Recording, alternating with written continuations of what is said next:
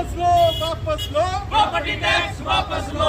होश में आओ, होश में आओ, एलजी प्रशासन होश में आओ, एलजी प्रशासन होश में आओ, एलजी प्रशासन होश में आओ, टैक्स वापस लो, वापस लो, वापस आवाज दो, हम एक हैं, आवाज दो। हम एक हैं। भाई बार एसोसिएशन की तरफ से रियासी जो है हमारी, तो इन्होंने उसी को लेके आज एक प्रोटेस्ट रखा है, क्योंकि टैक्स जो है वो इसी हिसाब से लगा रहे हैं, जनता को देना टैक्स इतना मुश्किल हो जाएगा।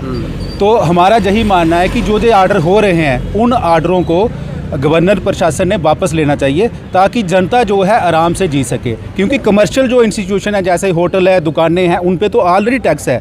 जैसे बिजली का किराया है, वो दुकानों पे ऑलरेडी ज़्यादा है, कमर्शियल जितने भी इदारे हैं। लेकिन जो रेजिडेंशियल पे अब गांव में भी जैसे सुनने को आ रहा है कि किसी ने मकान बनाना है, जो ऑलरेडी मकान बने हुए हैं उन पर भी टैक्स होगा, तो वो गलत है। क्योंकि हमारी जम्मू कश्मीर के लोग जो हैं वो इतने राइस नहीं हैं, इतने अमीर नहीं हैं कि टैक्स लगाओ वो देने में सक्षम होंगे। क्योंकि पानी के किराए बढ़ गए हैं। बाकी अगर हम टोल प्लाजा की बात करें वो भी बढ़ गया है, बिजली का किराया ऑलरेडी बढ़ाया गया है, और जिस हिसाब से बढ़ रहा है लगता है कि एक साल में जो डबल से भी ज़्यादा हो जाएगा। ये वो टैक्स हैं जो अनवांटेड टैक्स जो गवर्नमेंट हमारे पे लगा रही है, जनरल पब्लिक के ऊपर बोझ डाला जा रहा है। तो ये एक कॉलोनियल रूल की तरह ये जो है टैक्स लगाया जा रहा है। इसलिए जितनी भी जनता है सभी इसके अगेंस्ट है, क्योंकि जनरल पब्लिक के ऊपर बोझ डालना गवर्नमेंट का एक काम बन गया है। जब से हम ये देख रहे हैं टैक्स, एक टैक्स दूसरा टैक्स, हज़ारों किस्म के टैक्स लगा रहे हैं। अब देखिए प्रॉपर्टी टैक्स जो लगा रहे हैं, ये मैं कहता हूँ इतना अनजेन्युइन क्यों है? क्योंकि जब हम मकान बनाते हैं सबसे पहले हम उसके डॉक्यूमेंट्स बनाते हैं।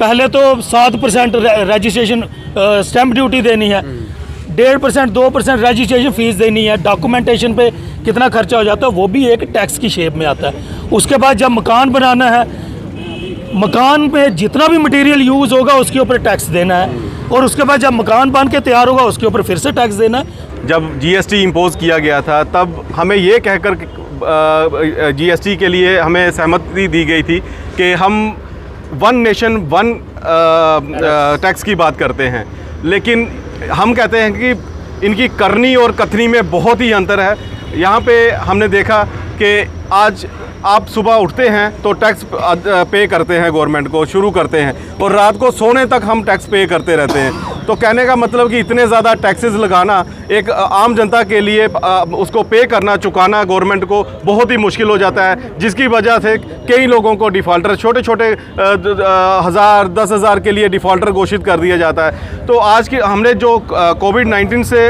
देश गुजरा है, उस वजह से हमारी रियासत में, हमारे देश में अनएम्प्लॉयमेंट बहुत ज़्यादा बढ़ गई है, बेरोज़गारी बहुत ज़्यादा हो गई है, जिसकी वजह से लोग रोजी रोटी के लिए तरस रहे हैं। आवाम के ख़िलाफ़ जब भी कभी कोई कानून आएगा तो बार जो है हर मुद्दे पर बोलती है। जम्मू बार ने कॉल की, उसने एंडोर्स किया चैम्बर ऑफ कॉमर्स की डिमांड को, और रियासी बार भी आज सपोर्ट में है। तो ये एक संकेत जाता है कि गवर्नमेंट को देखना चाहिए कि आवाम क्या चाहती है। देखो, हिंदुस्तान वर्ल्ड की लार्जेस्ट डेमोक्रेसी है। डेमोक्रेसी में जो भी फैसले लिए जाते हैं, चाहे वो गवर्नमेंट के एंड से हो या प्रशासन के एंड से हो, वो लोगों के हित में होने चाहिए। अभी अभी हम कोविड-19 से गुज़रे हैं और जम्मू कश्मीर के लोग अभी वापस अपनी पटरी पर नहीं आए हैं, तो प्रॉपर्टी टैक्स आ गया। अब प्रॉपर्टी को अगर हम डिफ़ाइन कर देंगे, खाली दीवार को प्रॉपर्टी नहीं मानना चाहिए।